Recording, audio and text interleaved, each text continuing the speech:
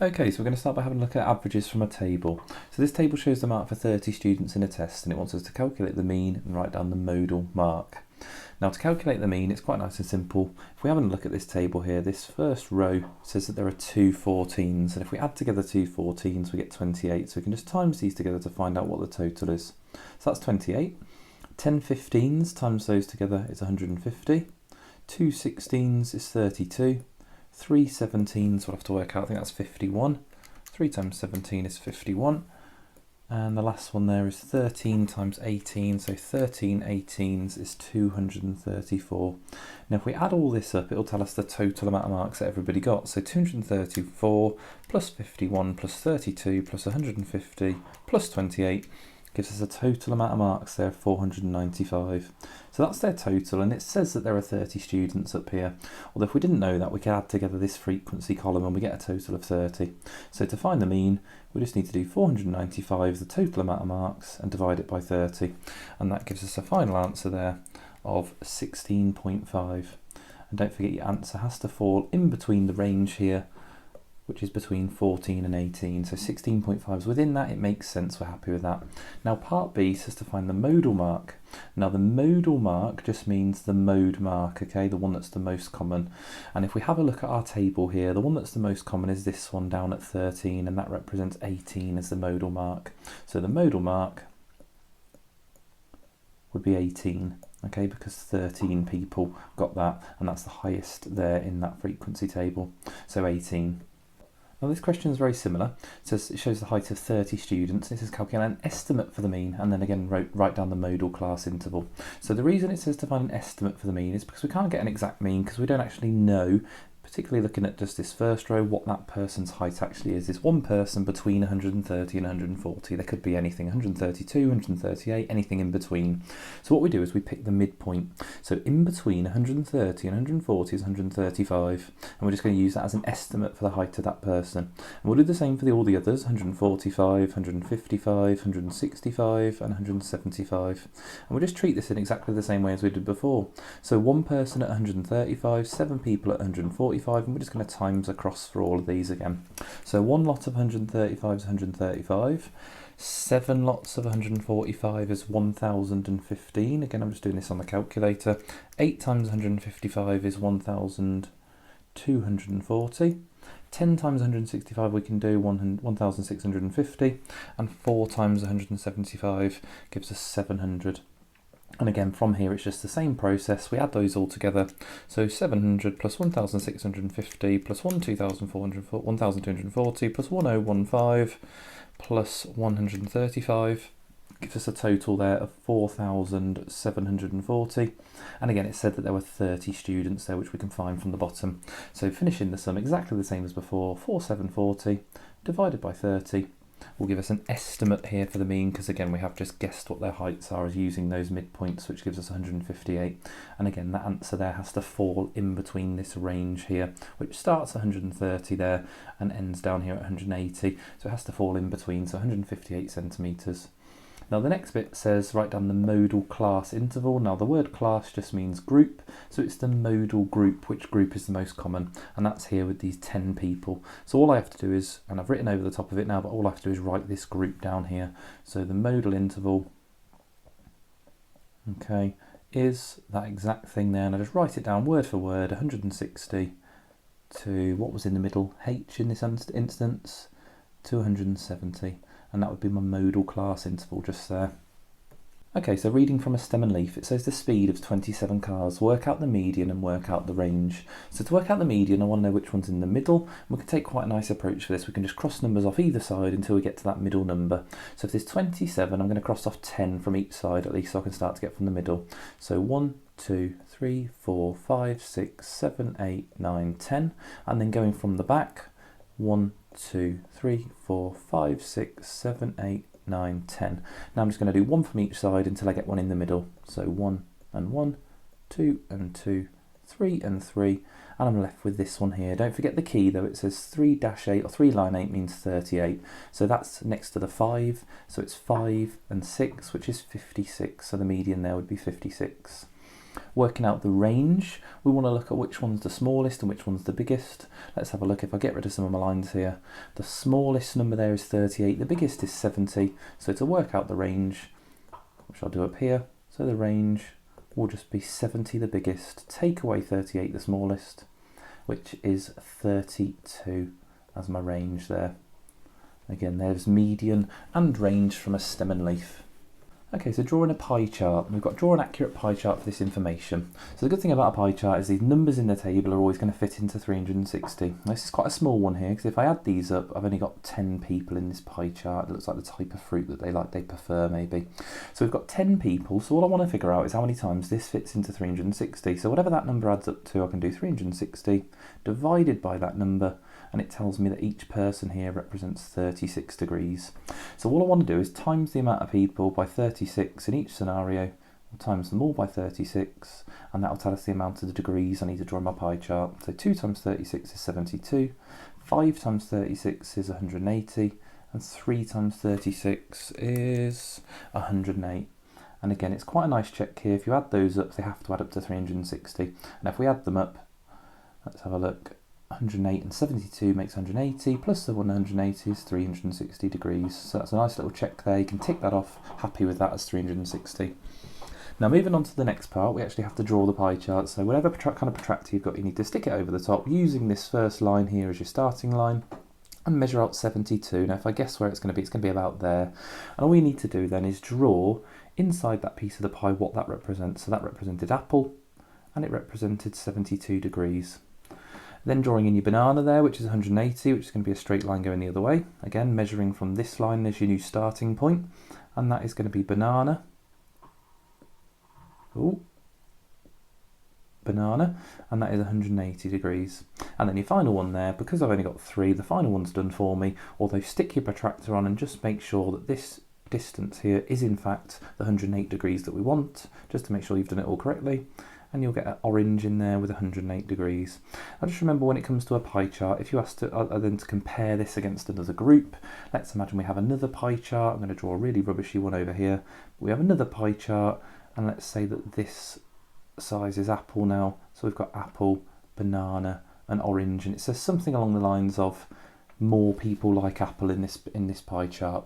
Now without any numbers we can't actually make any statements like that, so if you are given a pie chart to compare, just remember without any numbers you can't actually make a comparison, because there might only be 5 people in this pie chart, for example, in which case it might not necessarily be more people. Onto a scatter graph. It shows the time spent revising and the amount of mistakes made by 10 students in an exam. So state the coordinates of the outlier. Well, there's one point there which doesn't fall into the general pattern of this scatter graph, and it's this one just here. So I'll just state the coordinates there, and it's 4 below, and it goes up to 10, so I would say the coordinates are 4, 10 for that outlier just there. Now it says to describe the correlation. Now when it comes to a scatter graph, whether you're asked to or not, it's always a very good idea to draw in a line of best fit. So get your ruler, get your pencil, draw a nice straight line going in the general direction of the points. Now this particular one is going upwards, or it's sloping upwards, and we say that that has a positive correlation. Positive correlation. Stick in that word correlation there regardless of whether it's said. So positive correlation. The only other one is it could be sloping downwards in this sort of direction, and we would say it had a negative correlation. If there was no trend with the points, which is very unlikely on one of these questions, but if it's not sloping up or down, you'd have to say it had no correlation. And the final part of this question, it says, another student revises for 9 hours, estimate how many mistakes they'll made. So that's what we use this line of best fit for. So 9 hours is down here in between 8 and 10. So very, very carefully going up from 9, hit your line of best fit, and bounce off to the other side, and then as accurately as you can read that. On my screen it looks around 62, so I would say 62 marks as would be an estimate for the amount of mistakes that they would make. Okay, so they would get 62 marks, so actually if it's out of 100 they would make 38 mistakes there. So just be careful what the question says. So they get 62 marks, which would be 38 mistakes. Okay, there we go, so 62 marks will be 38 mistakes. Okay, and the nicest of all the graphs is a frequency polygon, so really nice and easy to draw. All we do is we pick the midpoints in here and plot it against these numbers. So the midpoints, I'm just going to write them to the side. 25 is between 20 and 30, 35, 45, 55 and 65, and just plot them against these numbers here for the frequency. So 25 up to 8, as accurately as you can, is there. 35 up to 13 is here. 45 up to 25, so 45 to 25 is there. 55 to 10 is here, and the last one there, which is 65 to 4, is here.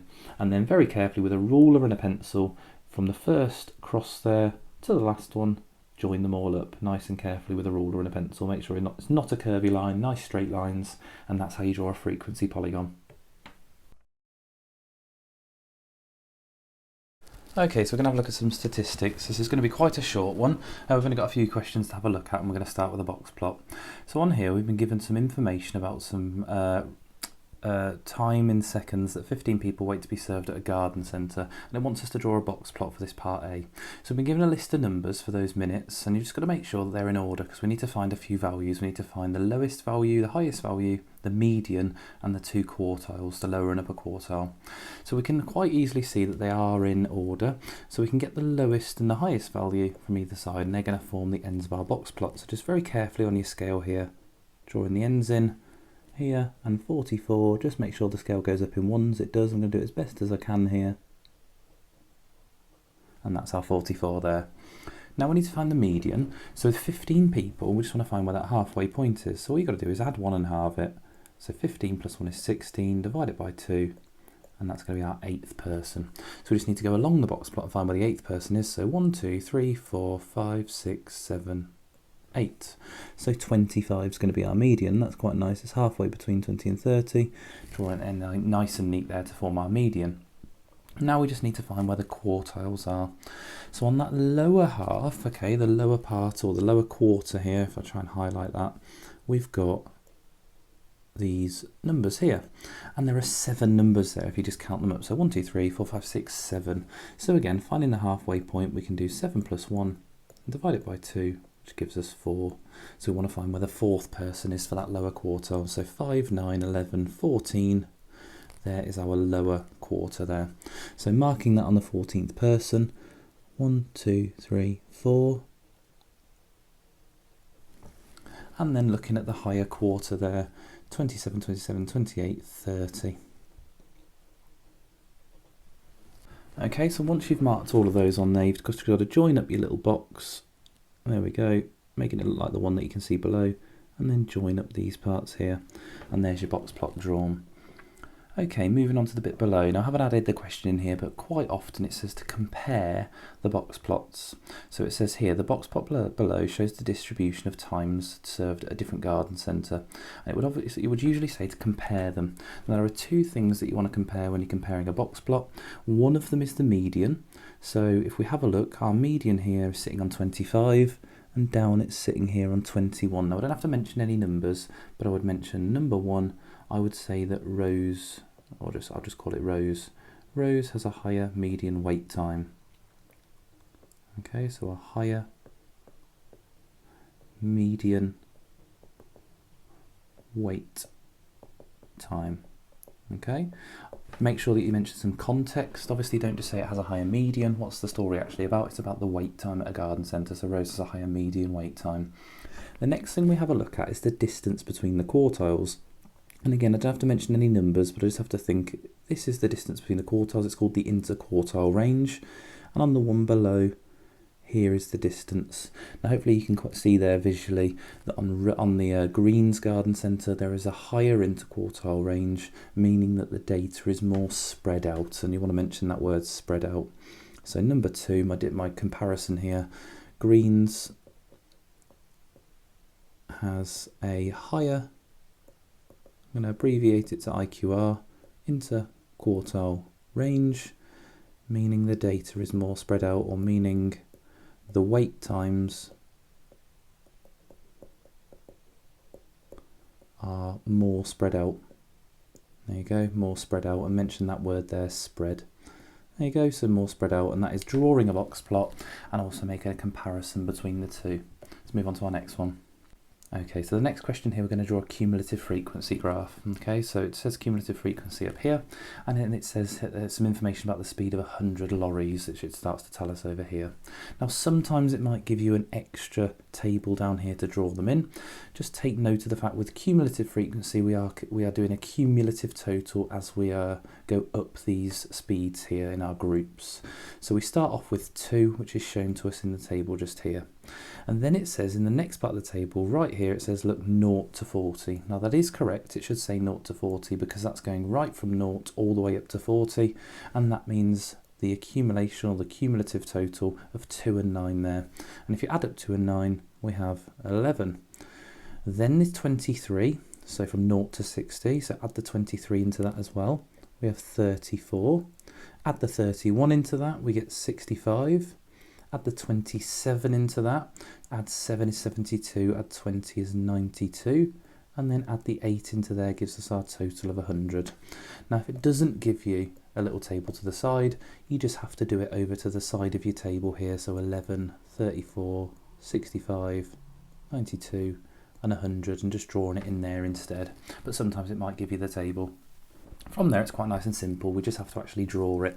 Now, when we draw a cumulative frequency graph, we plot these numbers, these cumulative frequency numbers, against these values here, the endpoints. Okay, so depending on which table you've got, we're just going to plot it against that. So if I do this nice and as quick as I can anyway, because it's quite small, but 20 to 2 is here. Make sure it's nice and accurate. Mine's not going to be perfect. And then we've got 11, the cumulative frequency going to 40, so 11 is here. Then we have 34, and it just goes along 20 every time, so 34 is around about here. Then 65, there we go. Then we've got 92, just here, and then finishing it up on the 100. There we go.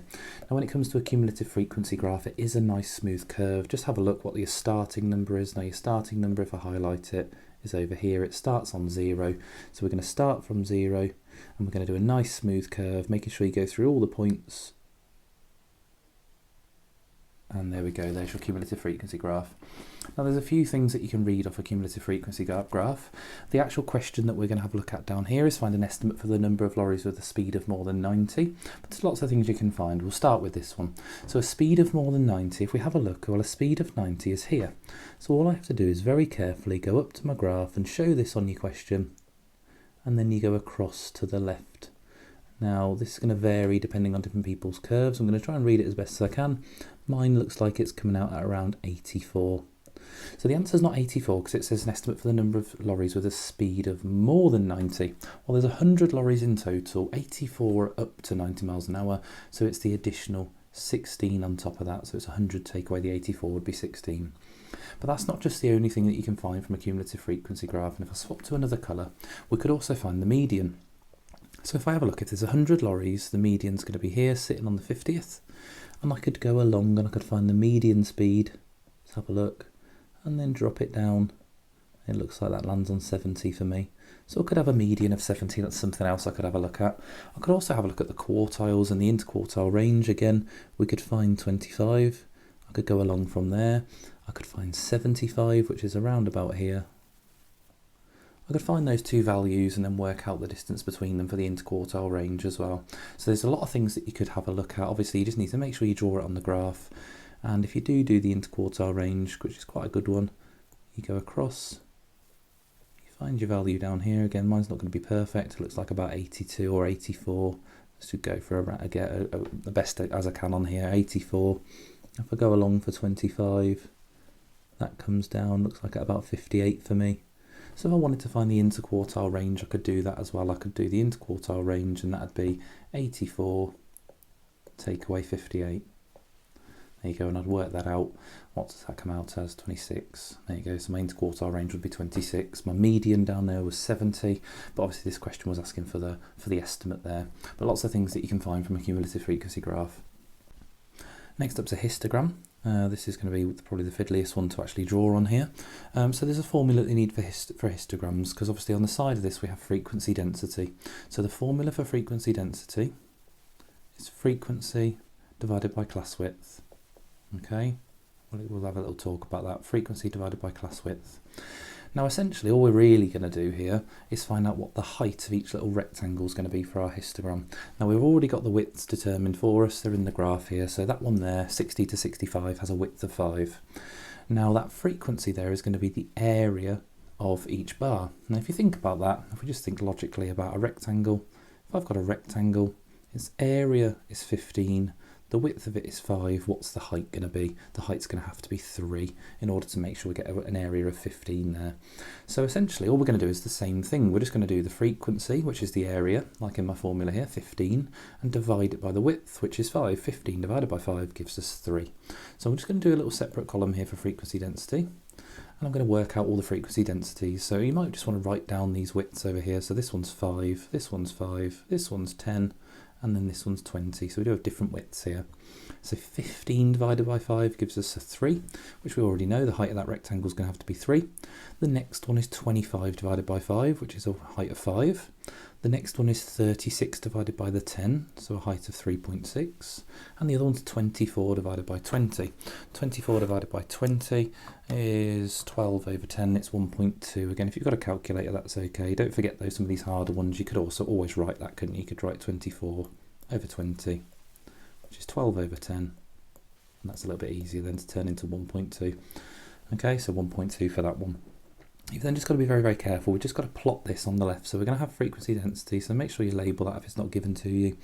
Our highest height there is 5. So I just want to get, as best as I can, a scale that allows me to go up to 5. So I'm just going to have a quick look because sometimes these are quite hard to see. So if I go up 10 squares for every 1, just see if that fits. So do this in pencil to start with. Just make sure your scale works. We're going to start with 0.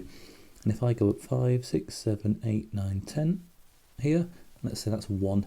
So then up 3, 4, 5, 6, 7, 8, 9, 10, 2, 1, 2, 3, 4, 5, 6, 7, 8, 9, 10, 3, up again, 10 is 4, and then 5 does perfectly fit there. You could do it smaller, but I'm going to try and give myself as much space as possible, so making sure we've got the labels here. Then we just need to draw these in. They're quite simple to draw once you've got this information.